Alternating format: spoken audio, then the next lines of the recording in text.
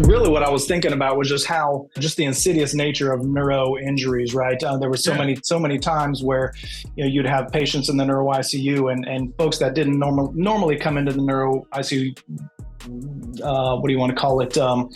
Realm too often, just didn't have an appreciation for that injury. It's kind of that silent, insidious injury. You look at somebody, they seem fine. I think families are the same way. They look at their loved one who's had an injury, and they just seem fine. So that's kind of where I was thinking. Just how I really appreciated how you were talking about. It just takes such a trained individual, and then you started getting into being an active participant in the healing therapies. Some I hope you get into more. Some of the therapies that you see for other injuries. You're kind of a passive participant, if you will, but with neuro injuries, you've got to be involved from the minute, those therapies start. And it's a lot of work to get well from a neuro injury. So it sounds like you're getting ready to get into that a little bit more. So I guess my comment on that, Kylie, again, is as we think through the background that we share, coming from the neurointensive care unit, we come from the background where data is key. And we're being fed tons of data. Remember that? Like being fed, data related to vital signs. We're being fed data related to, remember that even in the ICU, the eyes have it, especially in the neuro ICU, the eyes have it. A lot of information from what the pupils are doing. You may have a patient with a massive brain hemorrhage or a massive stroke, but think about all that information that the eyes contain. So I carried that to the outpatient world with that same mindset. A lot of data, helps us make important decisions, actionable data. It needs to be actionable. At the same time, I carry that simple statement. A lot can be seen in the eyes. A lot can be seen, a lot of information. Before a patient with a massive brain bleed, before they herniate, or even as they herniate, as the brain, the swelling progresses and the brain is shifting from one side to the other side or going into the foramina, the pupils will tell you a lot. So we actually do pupillometry, pupil size assessment with certain devices that can help us. It's same principle on the outpatient side where perhaps not herniation, but then we're getting a lot of information when we do vestibular ocular testing, and apply that same principle, data that's actionable. So that's again, so I become that strange neurologist who wandered into the neurointensive care unit and found a love in the neuro ICU, and then came outside carrying those same principles. Data, actionable data, and then data we can do things about, because that's how our training is in the intensive care unit. Data that you can do things about. So in that diagnostic paradigm, if one wants to think with the technologies that we have available, if one wants to go beyond, let's you had a concussion and that's about it. We can look at things such as, you had a concussion, what has been impacted? So that, that information on what has been impacted will steer us to how do we help with those, with those impacted systems. So we talked about eyes. I'll tell you something else that I found quite interesting. And in that navigation, as a neurologist, we knew it. We talk about it. We talk about, that really in-depth neurologic exam, including olfactory testing. So testing smell. And again, it pleasantly surprises me, even in this side of things, how little conversations on taste will tell us about that neurologic event, that brain injury that's been suffered. How does food taste? Oh my goodness, the things I used to like taste horrible. They taste like cardboard. And then take that further and perform certain smell tests, certain olfactory tests. University of Pennsylvania have, they have, there's a certain smell olfactory battery that really helps you tease out smell function, and that quite often is dysfunctional, but we don't realize it till we test for it. So again, just ways of putting together objective evidence that a traumatic brain injury has occurred. So for me, importance is actionable. So why are we getting it?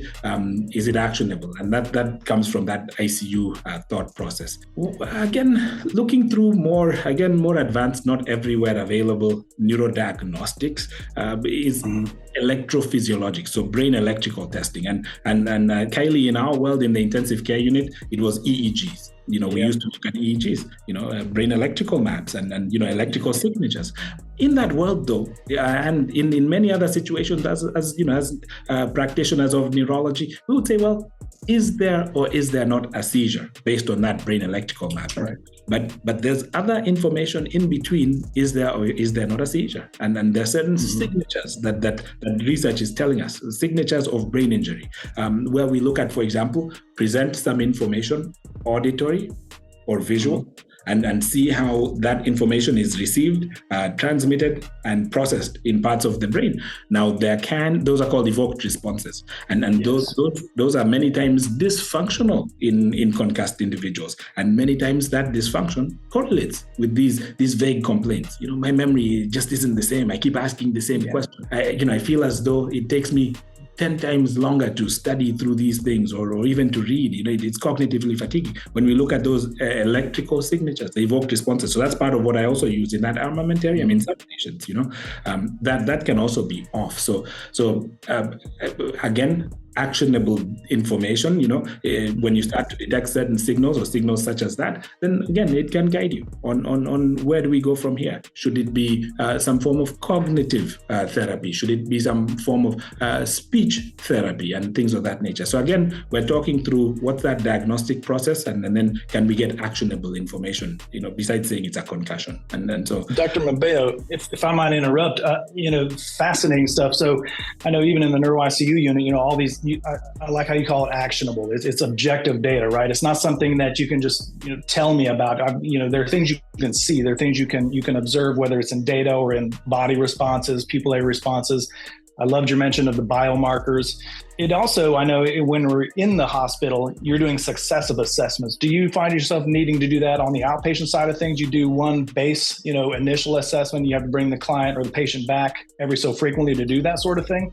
That's a great question. Now, the battery can be it's a tiring battery to administer. In fact, many times will take days. I make it sound as though this is something we will do in one day, but many times will take days.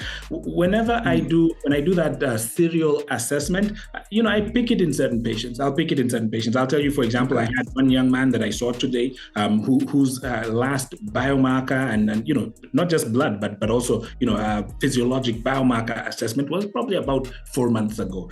He feels better in some ways and maybe not so in other ways. And as we talked through it, what I told him was my approach would be, let's pick a couple of things and then perhaps repeat them to tell us what direction. You feel better in some ways, maybe not so much in others. Let's repeat a couple of these tests and see, do we have an objective demonstration of change? Do we see better, worse, or the same? So in some cases, I do repeat it again, but with a reason, such as this individual today. The serum biomarkers certainly can be repeated when I see them really elevated, which many times the GFAP and UCHL1, many times those are dramatically elevated, and that also sometimes will correlate. It'll correlate with the neurologic symptoms as time goes by. Again, just to demonstrate a correlation with their improvement, we might repeat it. I say, hey, let's repeat your biomarkers and see, if this matches up with exactly how you're feeling. So that's a good point. That's a good question. One question might be this, Dr. Mbeo, I haven't heard that MRI, and I'll tell you, many times I get that question. I get, Dr. Mbeo, that cannot be a very comprehensive evaluation because I didn't hear you say CAT scan and I didn't hear you say MRI scan.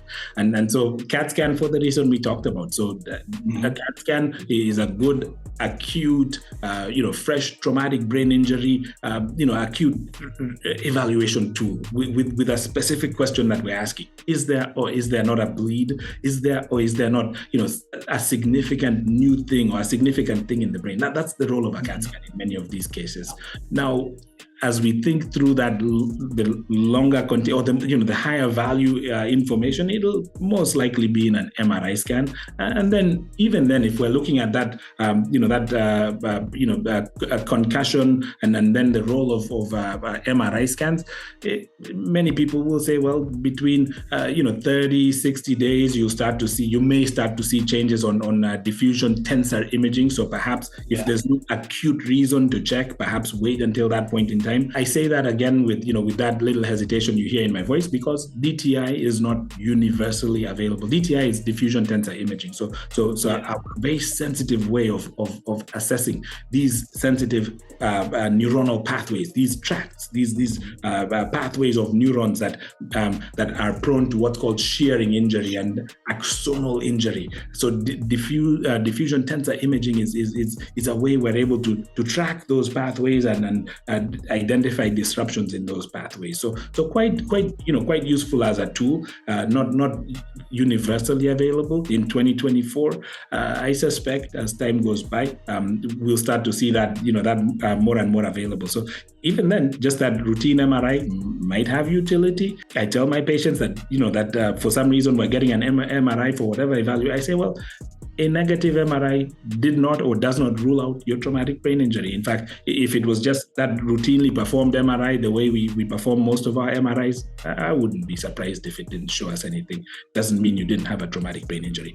I've had many situations where we had that, call it normal MRI scan, and then when we go through, when we use a DTI capable MRI scanner and take a look at those subtle changes, that is the point where we do detect those changes. The diffusion tensor imaging will show it. So that there's a role for neuroimaging for sure. My hope is as time goes by, as our understanding gets more sophisticated, we get more standard protocols and just availability of these protocols will be more universal. But in 2024, it remains a clinical diagnosis with all these ancillaries we've talked about. Yeah. No, you mentioned, the MRI. We have, being in the nursing, the clinical side of things, and then, going over to this side on the legal side where they're now clients. Especially the brain injury clients. I've found DTI. I'll be honest, I was not familiar with diffuse tensor imaging before leaving the bedside. It's not a hospital tool, right? It's not an acute setting tool. Found myself fascinated with that. But the problem is, you're right, it's not universally available. There are clients, if they have the capacity to travel, they may be traveling, to a different state to get these things. So it sounds like you see that becoming more readily available, correct? That's correct. Sensor imaging. That's correct. So diffusion tensor imaging. So certainly we're at a time now where many locales will have it, certainly more than if we were having this conversation even a couple of years ago.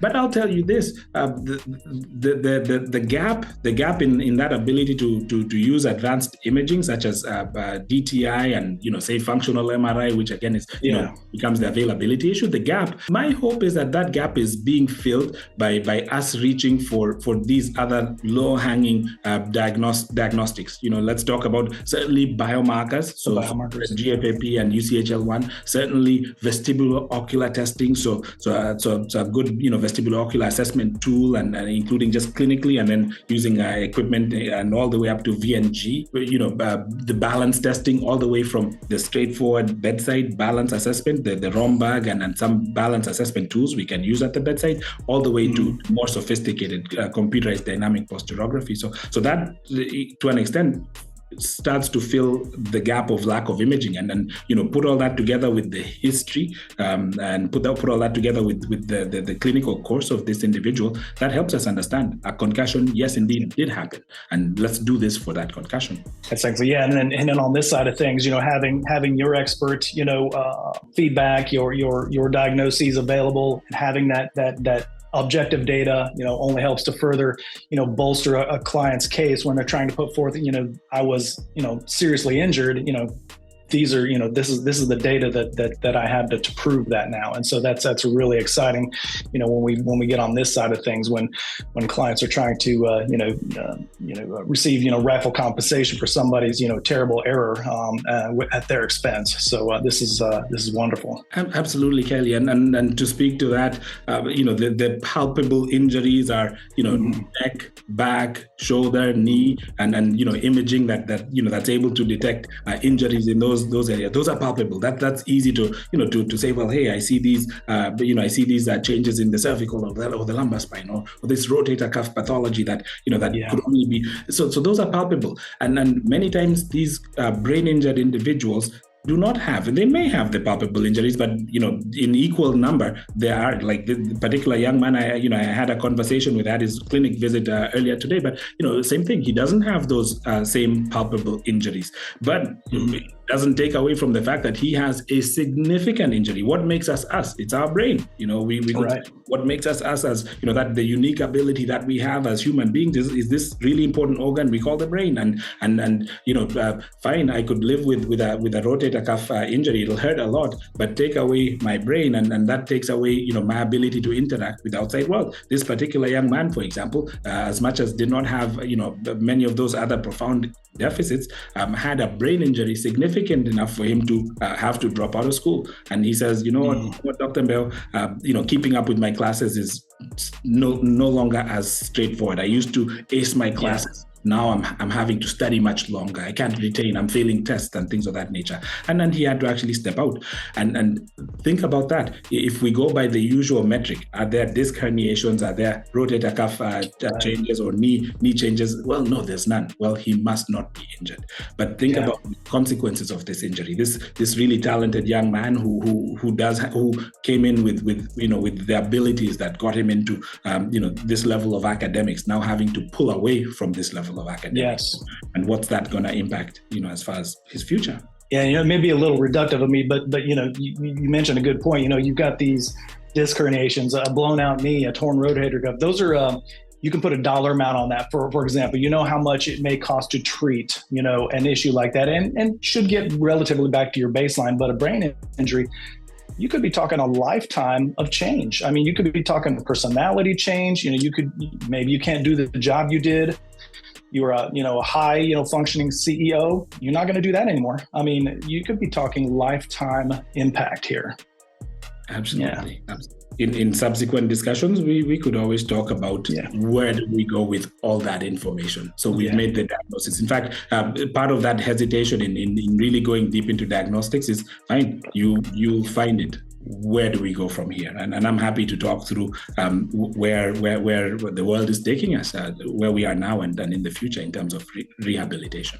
Okay, well, that's going to do it for another episode of Mind Matters, Navigating Head Injuries and Concussions. Thank you again to Dr. Mbeo for coming by and speaking with us today. We got to hear a little bit more about some treatment strategies and got into some novel therapeutics. So again, remember to hit like and subscribe, and then hit that bell for notifications on our latest and greatest content. And as always, please remember, if you're in pain, call Shane at 980-999-9999.